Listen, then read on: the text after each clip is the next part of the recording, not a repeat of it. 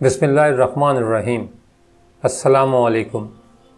7ویں صدی ہجری کی ایک دوپہر ڈھل رہی تھی کہ درویشوں کا ایک قافلہ مختلف علاقوں میں نیکی کی دعوت دیتا ہوا سندھ کے ایک علاقے میں پہنچا جو ان دنوں برائیوں اور بدکاریوں کی آماج گاہ تھا۔ درویشوں کا یہ قافلہ ایک ایسے محلے میں ٹھہرا جہاں ہر طرف چہل پہل تھی۔ شام ڈھلتے ہی چراغ روشن ہونے لگے۔ شام نے رات کا لبادہ اوڑھا تو گانے بجنے لگے۔ عورتیں سر عام گناہ کی دعوت دینے لگیں اور اوباش نوجوان بے اختیار ان کی جانب کھنچنے لگے۔ یاد الہی میں مگن درویش یہ دیکھ کر بہت پریشان ہوئے اور اپنے امیر قافلہ سے عرض کی، حضور یہاں قیام ہمارے لیے مناسب نہیں، کہیں اور چلتے ہیں، یہ تو بہت ہی بری جگہ ہے۔ امیر قافلہ نے فرمایا، ہم یہاں اپنی مرضی سے نہیں آئے بلکہ بھیجے گئے ہیں۔ امیر قافلہ کا جواب سن کر درویش مطمئن ہو گئے۔ جو رات گزری، صبح گناہوں کا بازار سرد پڑ چکا تھا۔ اگلی رات درویش یہ دیکھ کر حیران رہ گئے کہ بازار میں کل جیسی رونق نہ تھی۔ دوسری طرف برائی کے اڈوں پر بھی اوس پڑ چکی تھی۔ جو بھی آتا محلے میں داخل ہوتے ہی الٹے پاؤں واپس لوٹ جاتا۔ پھر یہ جیسے معمول ہی بن گیا۔ بازار کی رونقیں ختم ہونے لگیں۔ ایک دن ساری عورتیں جمع ہوئیں اور کہنے لگیں، جس دن سے یہ درویش یہاں آئے ہیں ہمارا تو کاروبار ہی ٹھپ ہو گیا ہے، انہیں یہاں سے نکالو ورنہ ہم تو بھوکے مر جائیں گے۔ چنانچہ وہ ان درویشوں کے پاس آئیں اور کہا، بابا آپ صوفی لوگ ہیں، یہاں آپ کا کیا کام؟ یہ گناہوں کی جگہ ہے، یہاں سے چلے جائیں، آپ کی وجہ سے ہمارا کام بند ہو رہا ہے۔ درویشوں کے امیر قافلہ نے فرمایا، ہم یہاں جانے کے لیے نہیں آئے، اب تو ہمارا مزار بھی یہیں بنے گا، البتہ اگر تمہیں کوئی مسئلہ ہے تو تم یہاں سے چلی جاؤ۔ کیا آپ جانتے ہیں کہ یہ بلند رتبہ درویش کون تھے؟ جی ہاں، یہ کوئی اور نہیں بلکہ سندھ کی پہچان حضرت لال شہباز قلندر، سید محمد عثمان مروندی، کاظمی، حنفی، قادری تھے، جبکہ ان کے ساتھی ان کے مرید اور خادم تھے۔ آپ علوم باطنیہ کی تکمیل کے بعد ایران میں حضرت امام علی رضا کے روضے پر حاضر ہوئے۔ وہیں سے آپ کو حکم ہوا کہ حج بیت اللہ اور زیارت روضہ رسول اللہ صلی اللہ علیہ وآلہ وسلم کا شرف حاصل کریں۔ حضرت لال شہباز قلندر بغداد میں حضرت عبد القادر گیلانی کے مزار پر حاضر ہوئے اور پھر حج کی ادائیگی کے بعد مدینہ منورہ تشریف لے گئے۔ وہاں سے غیبی اشارہ ملنے پر آپ سندھ کی طرف روانہ ہوئے۔ جب آپ وادی پنجگور میں داخل ہوئے تو ایک سرسبز میدان نے آپ کے قدم پکڑ لیے۔ آپ نے یہاں چلہ کشی کی اور اس میدان کو یادگار بنا دیا۔ مقامی مکرانیوں نے اس ویرانے میں ایک فقیر کو چلہ کشی کرتے دیکھا تو دیدار کے لیے امٹ کر آ گئے۔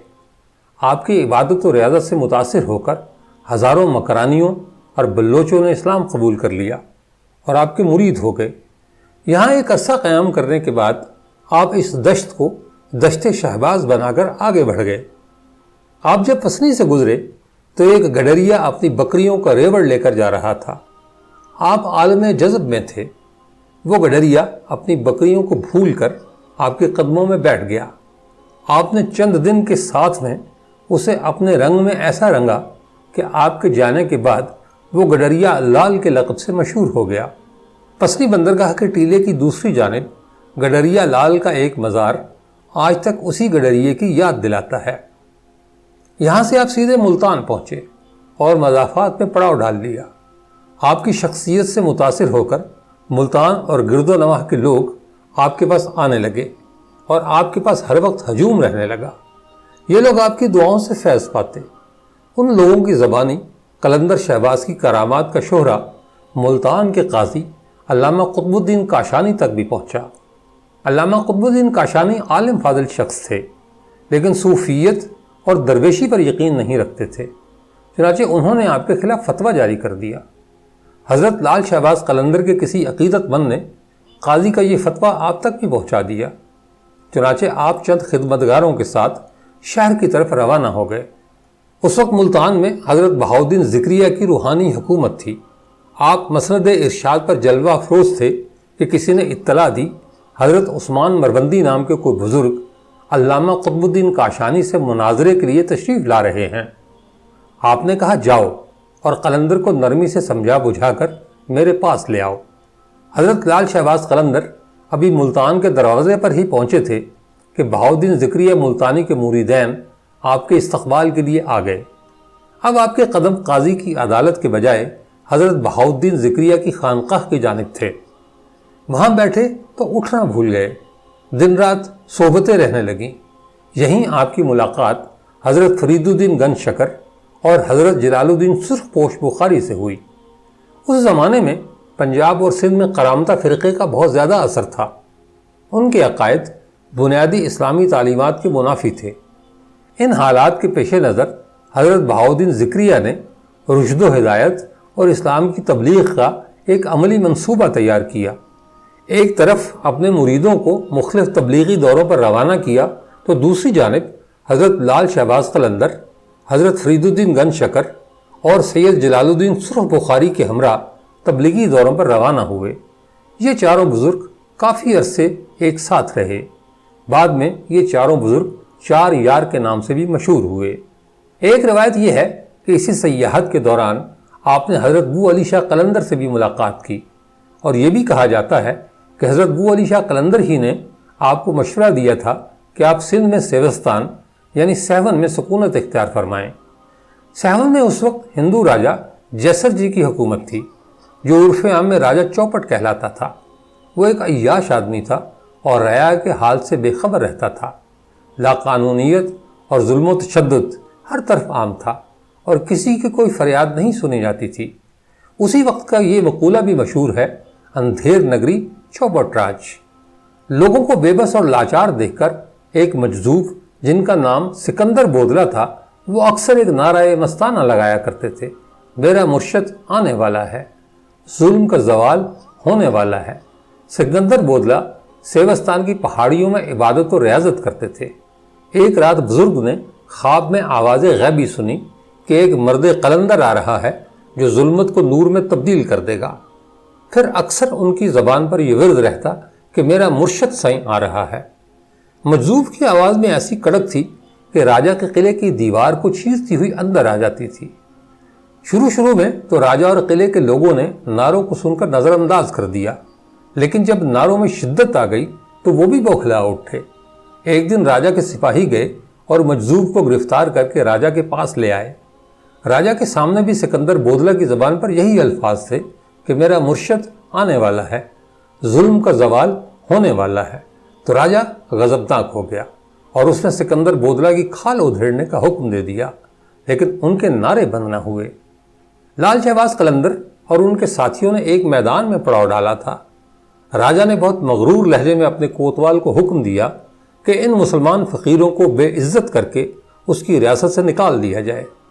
راجہ جیسر جی کے سپاہی گدڑی پوشوں کے خیمے میں داخل ہوئے اور انہیں حکم سنایا۔ گدڑی پوشوں نے کہا کہ ہم صرف اپنے مرشد کے حکم کی پابندی کرتے ہیں، اگر تمہیں کچھ کہنا ہے تو ان سے کہو۔ راجہ جیسر جی کے سپاہی اسی حالت غضب میں شہباز قلندر کے خیمے کی طرف بڑھے، مگر اندر داخل نہیں ہو سکے۔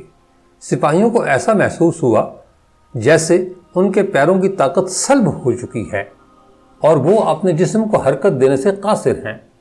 پھر جب سپاہیوں نے واپسی کا ارادہ کیا تو ان کی ساری طاقت بحال ہو گئی۔ سپاہیوں نے دوبارہ خیمے میں جانے کی کوشش کی، لیکن اس بار بھی ان کے ساتھ ایسا ہی ہوا۔ مجبوراً سپاہی کچھ کیے بنا واپس چلے گئے۔ راجہ جیسر جی اپنے سپاہیوں کی مجبوریوں کا قصہ سن کر چراغ پا ہو گیا۔ اس نے فوری طور پر اپنے وزیروں، مشیروں اور درباری نجومیوں کو طلب کر لیا۔ نجومیوں نے ستاروں کی چال اور زائچے بنائے تو یکایک ان کے چہروں پر خوف کے گہرے سائے درسنے لگے۔ نجومیوں نے راجہ سے عرض کیا، زائچے بتاتے ہیں کہ ایک شخص حدود سلطنت میں داخل ہوگا اور پھر وہی شخص اقتدار کے ساتھ ساتھ آپ کی زندگی کے لیے بھی ایک سنگین خطرہ بن جائے گا۔ شاید وہی شخص ہے جس کے ایک مجذوب شاگرد کو آپ نے قید میں ڈال دیا ہے۔ وزیروں کے کہنے پر ہیرے جواہرات اور اشرفیوں سے بھرا ہوا خوان لے کر شہباز قلندر کی خدمت میں پیش کیا گیا کہ اسے قبول فرمائیں اور کسی دوسری جگہ قیام فرما لیں۔ آپ نے حکم دیا کہ ان جواہرات کو آگ میں ڈال دو۔ خدمتگار نے اپنے مرشد کے حکم کے مطابق خوان اٹھا کر آگ میں ڈال دیا۔ دیکھتے ہی دیکھتے ایک شعلہ سا بھڑکا اور تمام ہیرے جواہرات اور سونے کے ٹکڑے کوئلے اور لکڑی کی طرح آگ میں جل کر خاک ہو گئے۔ حاکم سہون کا نمائندہ کچھ دیر تک پتھرائی ہوئی آنکھوں کے ساتھ یہ ناقابل یقین منظر دیکھتا رہا۔ وہ سونا جو تپتی ہوئی بھٹی میں بہت دیر کے بعد پگھلتا ہے، اسے معمولی آگ کے شعلوں نے چند لمحوں میں جلا کر خاک کر دیا تھا۔ وزیر حاکم سہون کی خدمت میں پہنچا اور اس نے لال و جواہر کے راکھ ہو جانے کا پورا واقعہ سنایا تو راجہ اور زیادہ غضبناک ہو گیا اور کہنے لگا، تو بزدل ہے کہ ایک معمولی سی بات سے ڈر گیا۔ میں نے اس سے بھی بڑی شعبدہ بازیاں دیکھی ہیں۔ میری سلطنت میں ایسے ایسے کامل جادوگر موجود ہیں جو مسلمان سنیاسی کے طلسم کو پارا پارا کر دیں گے۔ حاکم سہون نے اپنے علاقے کے کچھ جادوگروں کو طلب کر کے ان سے مسلمان درویش سے مقابلے کا کہا، لیکن ساحروں نے مقابلے سے پہلے ہی اپنی شکست تسلیم کر لی۔ جادوگروں نے راجہ کو مشورہ دیا کہ اگر کسی طرح مسلمان درویش کے شکم میں حرام غذا داخل کر دی جائے تو اس کی ساری روحانی قوت زائل ہو جائے گی اور پھر ہمارے جادو کی طاقت اس پر غالب آ جائے گی۔ راجہ نے ایک روز کسی حرام جانور کا گوشت پکوایا اور کئی خوان سجا کر مسلمان درویش کی خدمت میں بھیج دیے۔ جب یہ خوان حضرت شہباز قلندر کی خدمت میں پیش ہوا تو کھانا دیکھتے ہی شیخ کا رنگ متغیر ہو گیا اور آپ نے یہ کہہ کر کھانے سے بھرا ہوا خوان الٹ دیا، ہمارا خیال تھا کہ وہ کافر اتنی نشانیاں دیکھنے کے بعد ایمان لے آئے گا، مگر جس کی تقدیر میں ہلاکت و بربادی لکھی جا چکی ہو اسے اللہ کے سوا کوئی نہیں ٹال سکتا۔ اگلے ہی لمحے زمین لرزنے لگی۔ سہون شدید زلزلے کی لپیٹ میں تھا۔